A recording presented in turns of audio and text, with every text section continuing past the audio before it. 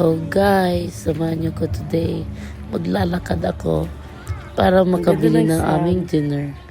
Grabe, ang layo kasi ng tindahan dito sa amin. So, walking na yun / exercise konti. Outfit check. Kasi di talaga ako nakaka-exercise dito. Bob, ikaw very good. Outfit check. Tag dito, Bob. Spartans oversize. Spartan oversize. Tapos, ano tag ito? Dito, dala tayo. Jogging pants. Diba? Pajamas. Striped pajamas. Ano yung sa striped pa? Linear pajamas. Tapos, scarf by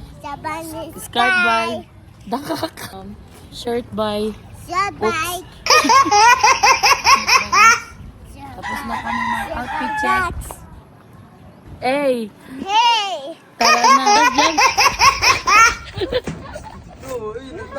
Pagalitan ako ni Daddy. Ha?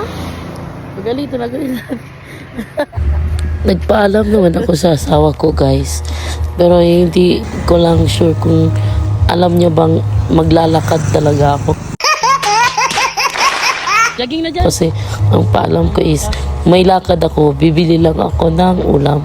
And you know naman, akala siguro niya magdadrive ako ng motor or ano ba.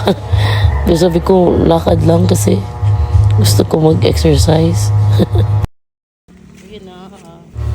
Ayan na, nabili na namin yung dapat piliin. Tapos itong dalawa, nagpabili pa ng ice cream. Buti na lang may sobra akong perang dala.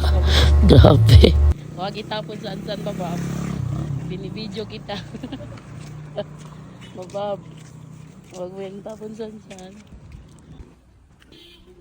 Pauwi na nga kami, guys. Kasi nabili na namin yung uulamin namin for tonight.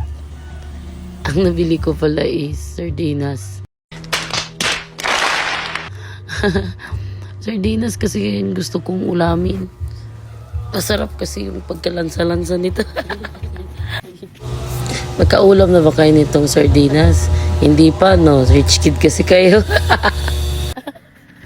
Habang papauwi na kami, ayan, hinabol pala kami ni Daddy. Galit na galit. Bakit daw ako naglakad?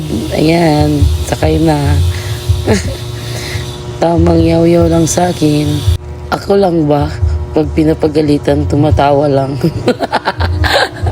Bahala na. Grabe talaga yan siya mag-worry sa akin. Diba?